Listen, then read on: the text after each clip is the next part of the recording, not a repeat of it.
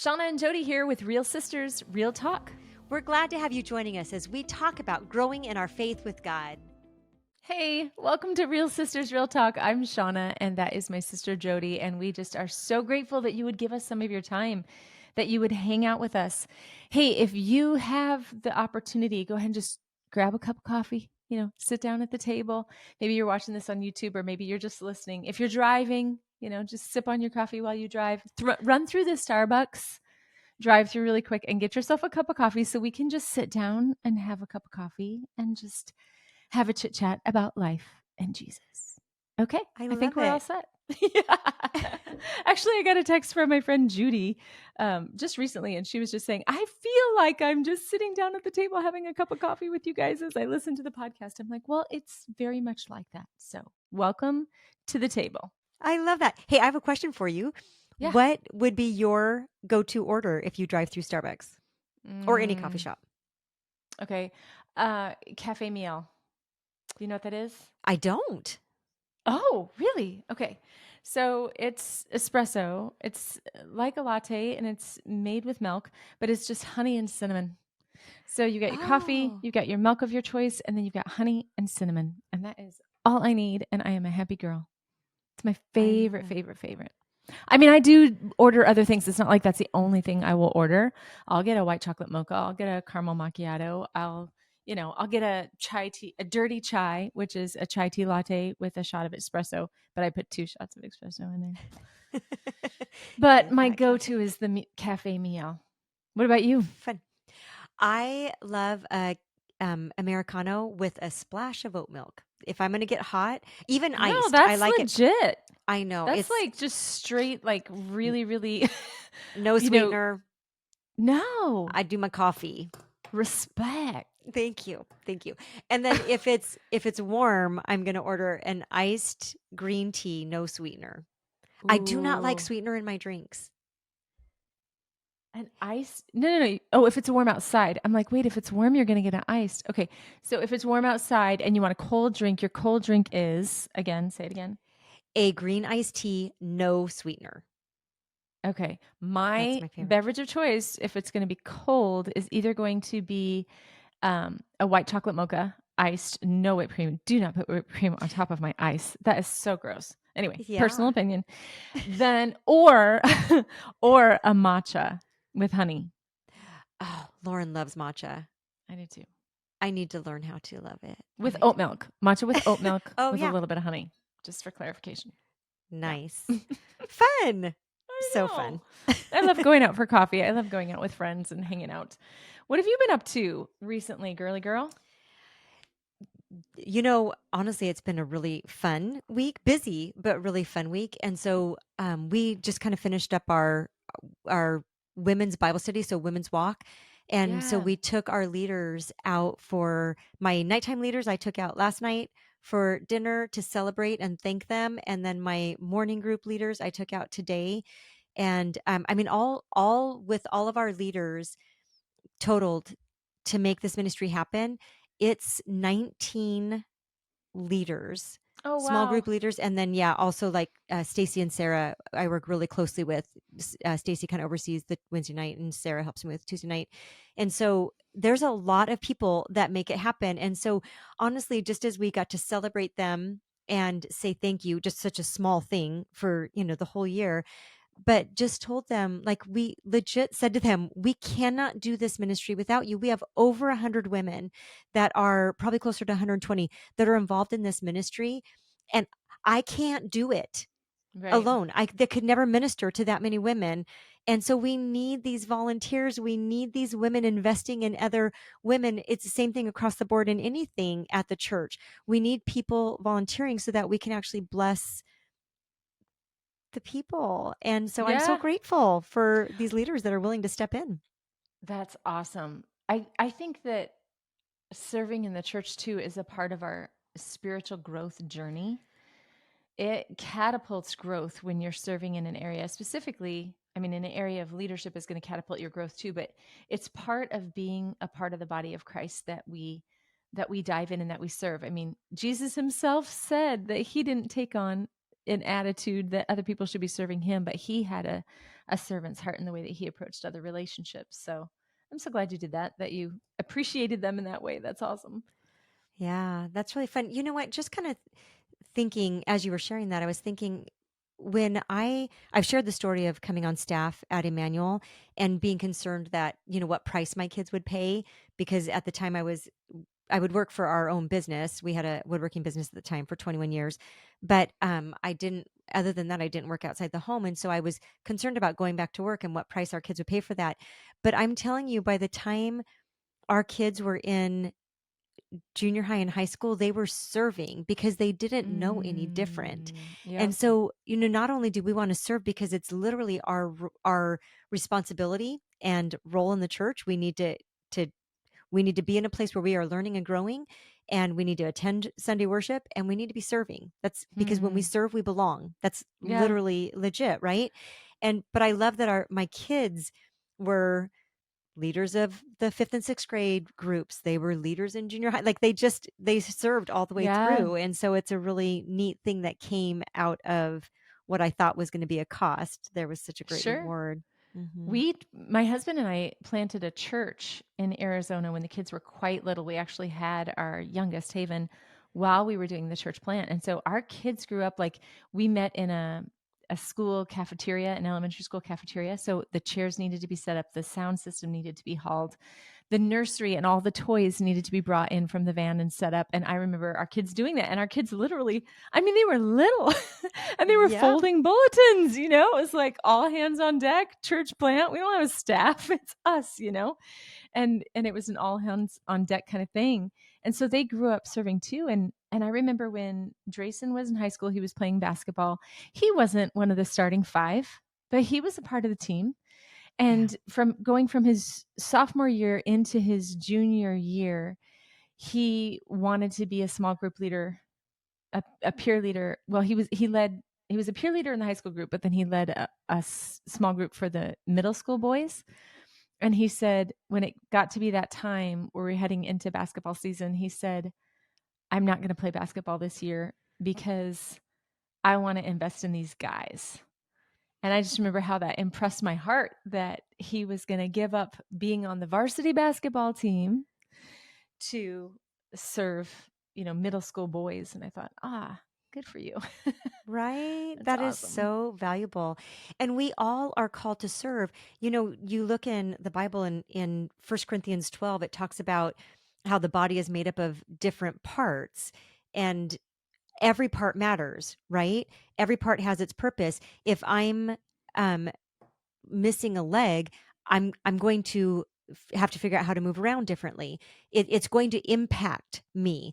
If I'm broken a toe, I know that my whole body knows that I have broken a toe, right? That something's Sure. not working properly. And so every part of our body matters. And the same is true for the church. Every member of the church matters. And we all have different gifts. We have a different role in the church.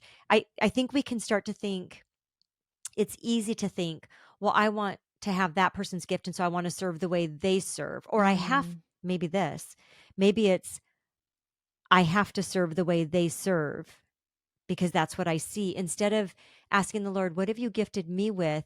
And how can I serve you with the gifts that you have given me? And when we get to find that spot, that's our sweet spot. There's a quote, and I know it's credited to Frederick Buchner, and I know that some people say it wasn't his quote, that he was quoting somebody else. I don't know. I'm just going to tell you what it it's says. just good stuff. So It's listen good up. Here we stuff. go. Okay. So he says, the place God calls you to is the place where your deep gladness and the world's deep hunger meet. So when there is a need and God has gifted us with the talent to meet that need, Mm, then that is our sweet spot to yeah. serve. And so a quick story, like I remember this is years ago, maybe 10 years ago. There was some event that was taking place at church, and I was kind of overseeing it. And so I got there early and I set up some snacks, and I, made some coffee and got that set out. And one of the ladies got there early and she looked at the table and she said, "Oh, you put out snacks?" And I said, "Yes, I want people to feel welcome." And she goes, "I love doing that. You should have asked me." And I thought, I hate doing that. Why didn't I ask you? I wish I had asked you, actually. But I guess I think because I find that can be anxious having to do that. I'm probably on Yeah, top of everything else I was doing. I think nobody else would want to. And it would have been, so she would have felt like she belonged. She right. wanted to do that. It would have brought her Mhm. joy. So how do we communicate what the needs are, or even maybe what gifts we have, and want to bring those to the table to help? Yeah. Yeah, that's so good. I'm always in awe at people who can, like, decorate a table and make something look really beautiful and really inviting. I'm like, "Here's the paper plates. Grab yourself a Right? handful of grapes." You know what I mean? Like, I'm just like bare minimum functionality. I remember telling my kids when they were little, like, if they need somebody to provide paper plates, if they need somebody to bring napkins, that's your sign up. If they ever send a sign up sheet around, sign up for the napkins, the paper plates, I'm your girl. But, this whole conversation about, like, serving and how we serve, we wanna be in our sweet spot, and we wanna bring what we can to the table in a place that's gonna bring us joy. And I remember back in the '90s, you remember when spiritual gifts were a big deal, and everybody was taking spiritual gifts to find out, like, "What's your spiritual gift? What's your spiritual gift?" Yes, I do remember that. I don't remember what the test was called, but I remember taking a spiritual gift and scoring a 0 on mercy. A Oh, 0, Jodes. I didn't even get a 1. I didn't even get like a point 0.5. It was like a 0 in mercy. And then I took the same test like 3 years later and I got a 3. So, oh, you I grew in consider that to mercy. be growth, and heading in the right direction. But I think there's a couple different ways we can look at this, because we definitely wanna serve in our sweet spot, but also I could say I scored a 0 in mercy, so don't ask me to do anything that requires mercy, right? Like, I could see it as my Right. pass. I'm not gifted in that area, so somebody else is gonna have to do that, instead of realizing that that spiritual gift test revealed an area where I need to grow spiritually, and I need to become more like Jesus. It's not a pass. It's not a Yeah. pass. And so there are times when it's all hands on deck, and it just, you know, okay, so you have the gift of, whatever, fill in the blank, and this is not your gift. This is just kind of one of you know, everybody pitches in and roll up your sleeves and be a part of the team. You belong, and there might not Yeah. be a ton of joy in it. It might not be, this great gift that you have to bring, but there's just a need, and that's okay too. It is.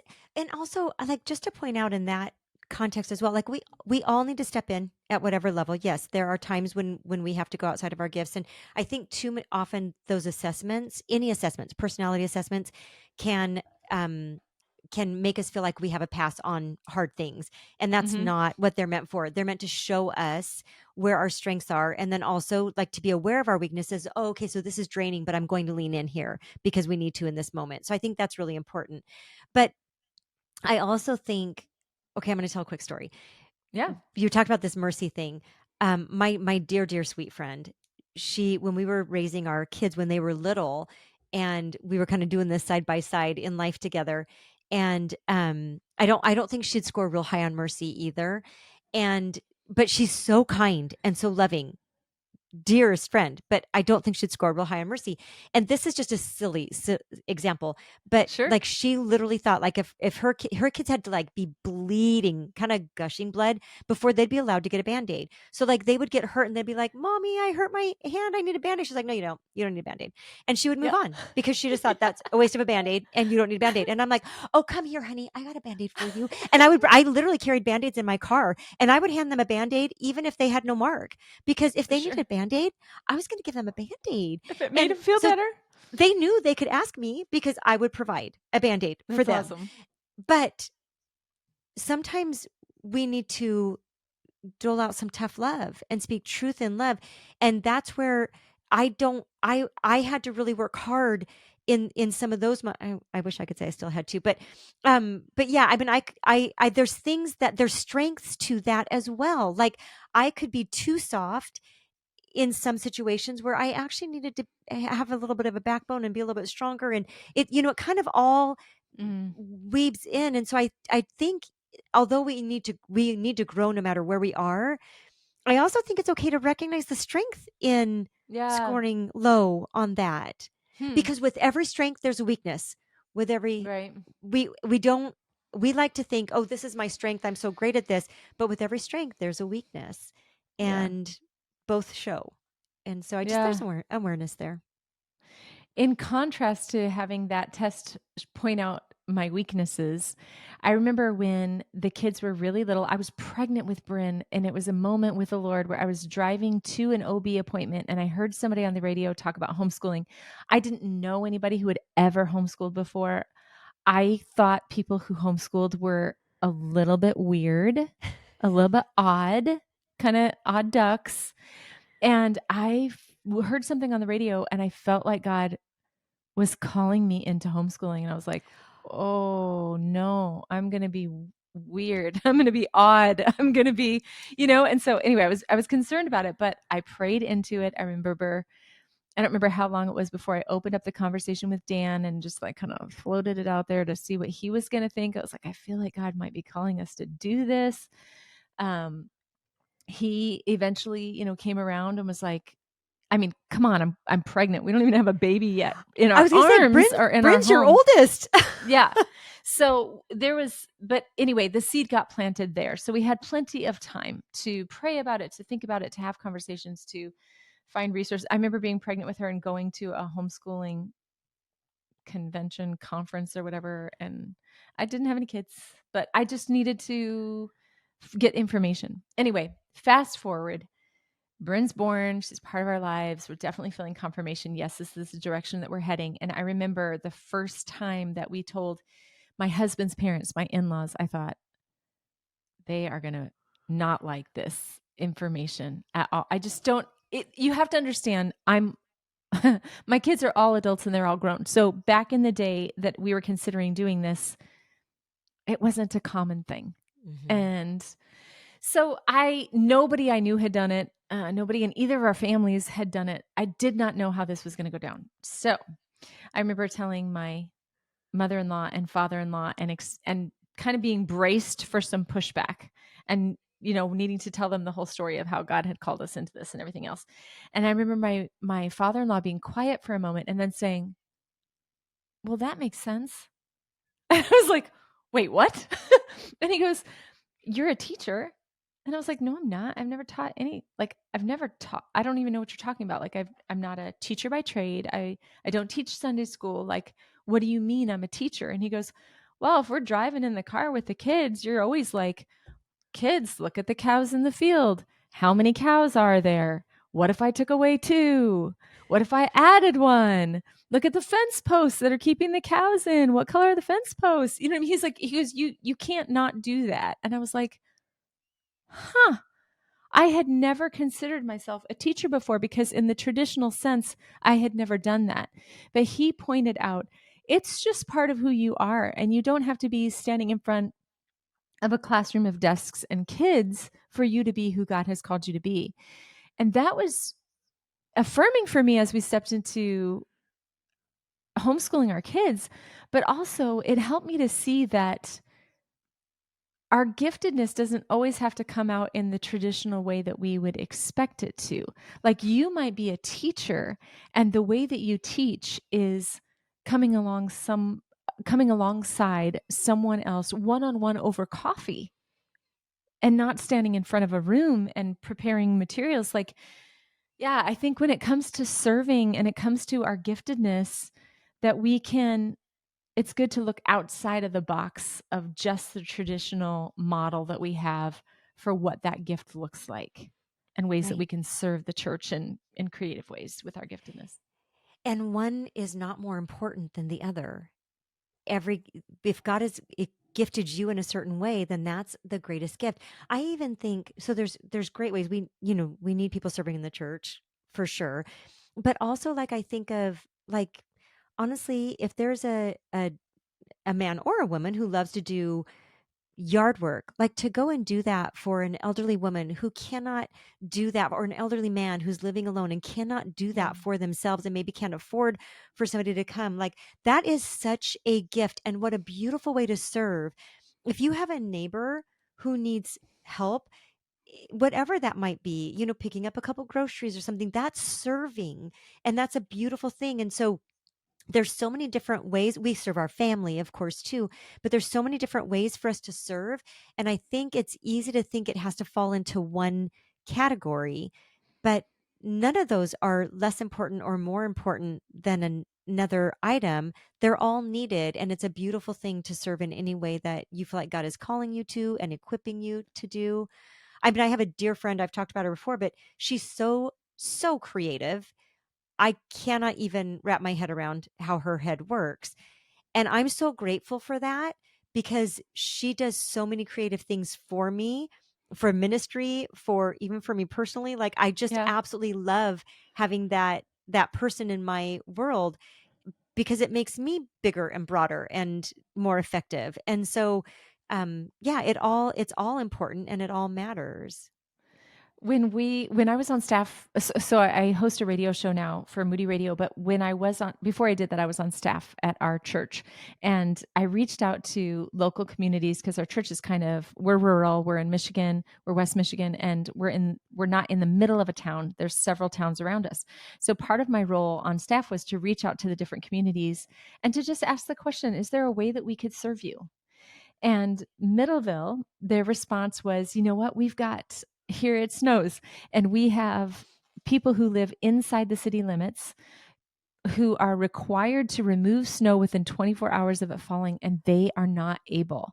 So if you could somehow come and shovel the snow off of sidewalks, the city's sidewalks, of specifically if we give you the addresses of the homes of the people that can't do that, that would be amazing. And then they're not going to get fined, because otherwise they're going to have to pay, they're going to get fined for not moving the snow. And I'm like, oh yeah, we can do this. So I sent out, a bulletin to the church and was just like, hey, anybody willing to help remove snow? So we had a whole bunch of people that would just carry or keep a snow shovel in the trunk of their car. And then if it snowed, they would swing by, and it actually made for really cool relational connections, because they'd show up to the front door, knock on the door, and the first time, right? Like, my name is Hannah. Can I shovel your sidewalk for you? And say, I'm sorry, I can't afford that. No, no, no, no. There is no charge. I just want to do that for you. And if it's okay with you, every time it snows, I will come and remove the snow for you free of charge. They were so blessed to have that happen. And what happened was relationships began to be built between the people, because I would just give one person one address. Like, if you could swing by this house and do this house every time it snows. And so different people in different communities were doing that. Um, and this is such a tangent and a side note, but it's not weird to carry a shovel in your trunk if you live in Michigan and it's winter. But I remember coming to California and visiting mom and dad and borrowing one of their cars. And we were going to go to the beach, and we popped the trunk to put some of our stuff in the trunk. And dad had a tarp and a shovel in the trunk of his car. I was like, Dad, you realize this looks like you recently murdered somebody and you need to take care of the body, right? I remember just being like, this is not okay. And he explained to me that it had to do with playing horseshoes, that Oh, yes. he didn't That want makes his trunk to sense. get dirty, and he had the shovel for playing horseshoes. But I was like, this is not a good look for you, Father. There was a very good reason. But in Yeah. Michigan, the shovels are flat and they're long. They're not like, what you think Digging of when you think shovel. of, like, yeah, like a digging shovel. And Yeah. anyway, it was a cool way that our church got to serve the community. Which I think, like, literally, like when you were sharing that story, I literally got teary of thinking going to the door and somebody who cannot shovel their sidewalk getting that message. Like, that is so sweet. And I love that that was a ministry you guys did. That is so beautiful, of a way that there's this need and somebody's giftedness and willing to do that. And I have to tell you, God bless those people who were willing to stop by somebody's house right after it snowed. Because if I, California girl, lived in Michigan, Right. I have to tell you that the last thing I would do is go out the door after it had snowed, probably in the Right. last 48 hours. Like, Right. that would be the most torturous thing in the cold to have to shovel somebody's sidewalk. I'm just going to tell you, that would be Yes. torture for me. And so God Right? bless those people who did that. But Who did it okay, and joyfully. did it joyfully and faithfully. And I think, okay, and I know that that's a little bit silly. I'm literally not exaggerating. I would never do that. But but I do want to say there is something about serving in your sweet spot. So Mhm. if we need, going back to the church, if we need volunteers in the nursery and somebody says, fine, you need volunteers in the nursery. I really don't like kids, but I will sit in the nursery for an hour. Please don't. Please Yeah, don't do no, that. it's okay. You We can say don't, no. you can say no. We don't want you in Yeah. there. So, like, and the other thing I would say is if you're serving in an area where it takes everything, I mean, it's hard to serve. And so even if it's something that you love to do, there's going to be days when you don't feel like going. So Yeah. keep that in mind. Because serving is giving of yourself. And so legit. Sure. But if it is an area where it is absolutely something you absolutely hate to do, but you're going to take one for the team and serve anyways, if you need to do it temporarily because we really need you, the church really needs you, then great. But, or if it's like mowing the neighbor's lawn and you don't love mowing the lawn, but your neighbor needs their lawn mowed and you need to step in and help, we can all, suck it up for a little bit. But if it's someplace that absolutely drains you, can I encourage you? Find your sweet spot. Find the place where you love to serve and it brings great joy, and serve there. Yeah. Because as you do that, not only will you be blessed, but the people you're serving will be so incredibly blessed because it'll be life-giving and you'll do it with great joy. Yeah. If it's bleeding you dry, it's probably not where you meant to be. And here's the thing, if you don't know what the thing is that you would enjoy doing, I would encourage you to volunteer temporarily. Step in for a season. It's okay to try something out and to let the person know that that you're saying yes to. I'm not sure if this is the right spot for me, but I'm certainly willing to do it for a couple months and find out. That's okay. You can step in for a season and then step out again. That is totally okay. But yeah, don't keep serving in the area that bleeds you dry. Have you ever had to do that, Yeah. Jodes? Have you ever served in a spot where you're just like, this is not my fit at all? Oh, sure. I mean, I'm trying to think of something off the cuff. There's been plenty of times when I've had to serve in an area where it's While you're not. while you're thinking, I can share one of my Yeah. own because I was a worship leader for a lot of years. I would lead the team once a month, and I loved doing that. And I loved leading worship, and I loved singing. I love leading the team. But as a worship leader, there was kind of, I don't know if it was spoken or if it was unspoken, but there was definitely an expectation that when we had any kind of a choir event, which we don't normally have choir at our church, but we would have special times where they would put a choir together, maybe for Christmas service or an Easter service. There was a level of expectation that as a worship leader, you would participate in the choir. I abhor singing in the choir. Like, I can't tell you, I love singing, I love people, I love music, I love worship, and I do not find any joy in singing in the choir whatsoever. And so I would literally make little notes to myself around October. Don't do it, Shawna. Don't sing in the choir. There's no joy in it for you. And then it would come around and I would feel like that obligation and that response. I got to go to choir. And it's not fun. It just wasn't fun. Yeah. Yeah. Yeah, there's plenty of areas where it is very draining for me to serve. And again, I'm just having a hard time thinking of an A example. specific Maybe I one. just always choose where I want to serve. You just Um, always serve so joyfully. You can't think no, of a time that you didn't enjoy it. I just say no if I don't want to do it. Is that the There thing? you go. There you go. There you go. Yeah, That's good. because I do like what you just said. Like, it's even singing is even something that you enjoy doing, but you don't enjoy Absolutely. necessarily doing it in that context. So, I mean, I would say like now I love to cook because I have time to cook. Mhm. When the kids were young, I didn't enjoy it because it felt like just another thing that I had to do in my day in order to get to the next step. And so Yeah. it was, and and it was, there was pressure because I didn't have as much time and things like that. So I think one of the things I can think of is, I back when the kids were younger, I people were so sweet and generous when I had had surgery and, things, bringing meals, and I loved to bring meals to people, and I hated bringing meals to people. I mean, time to make it, to drive it to their house and deliver it hot was miserable, but the most miserable thing was deciding what I was gonna bring, because Mhm. I don't know what you wanna eat. I have to decide what my family eats every night, Right. and I it's exhausting, and I don't know what they wanna eat, and so that there was this pressure of what if they don't like it? What if it did, I think that was probably something where it was like, I for days, I would dread it, and now, honestly, I'm bringing a meal to a family who had a babe a couple months ago. I had told them, "Don't put me on the list now, you have lots of people bringing meals. When Sure. people stop bringing meals, pick I'll me. bring I one. want I wanna bring Oh, it that's then." so So fun. I'm bringing a meal tonight, and it's fun. There's great joy in it, Yeah. planning it and all of that. But 15 years ago, it literally took everything out of me Yeah. to bring a meal, and Serving that way. I did it, but it was tough.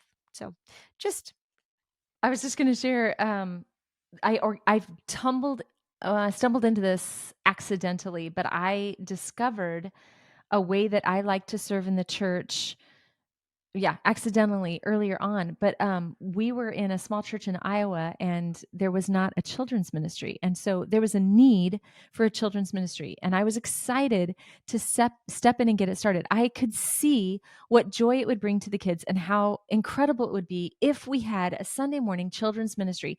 So I dreamt and I envisioned and I shared with people what I was seeing, and I got buy-in. Man, I had people like, "I'll volunteer, I'll volunteer." I'm recruiting people, I'm casting the vision, I'm finding a plan, I'm making a plan, I'm filling the spots, getting all the supplies. I get that thing up and running. I build a team. I start to identify leadership, and I see somebody. I was like, you could do this, what I do, so much better than what I'm doing. Like, you have all the gifts to do this. Encourage her. Oh, I don't know if I could, da, da, da. Yeah, you could. Hand it over, step out. She took the thing just a million miles farther than what I could have ever done. And I'm like, woohoo, look at him go. And then, like, I'm not even done celebrating. And I hear, we need a women's ministry. I'm like, we need a women's ministry? I know what that would look like. I could do this and da da da. So I get very, very excited about starting new things, getting people excited about it, gathering a team, identifying leadership, kind of helping to disciple leaders into their leadership position, and then stepping away and letting that thing fly. It's just like yeah. zing. And that's really, really fun for me. That's probably, Yeah. yep, that and teaching are the Yeah. funnest things, the most joy I have found in serving. I love that. And I think partly that really models out knowing your sweet spot Mm, and knowing where you can actually bring your gifts and then pass it to somebody else to do what they do best. And so wherever your sweet spot is, whatever you enjoy doing, find a way to do that mm, for the glory of God. Find out God has gifted us each with certain talents and gifts. And so we want to use those to serve him and bring it back as an offering to him. And that's what this is about. It's not about drudging through and, bearing down and doing something for God with a grudge on your, that you're holding on to. It's with great joy serving the Lord in whatever way that he's called you to do. And so even as we wrap up today, we just want to encourage you. God has gifted you in mhm. an area. We guarantee it. The Bible tells us that we all have gifts. And what great joy it will bring to you and to our Heavenly Father as you use those gifts. And remember, we serve a real God and He really loves you.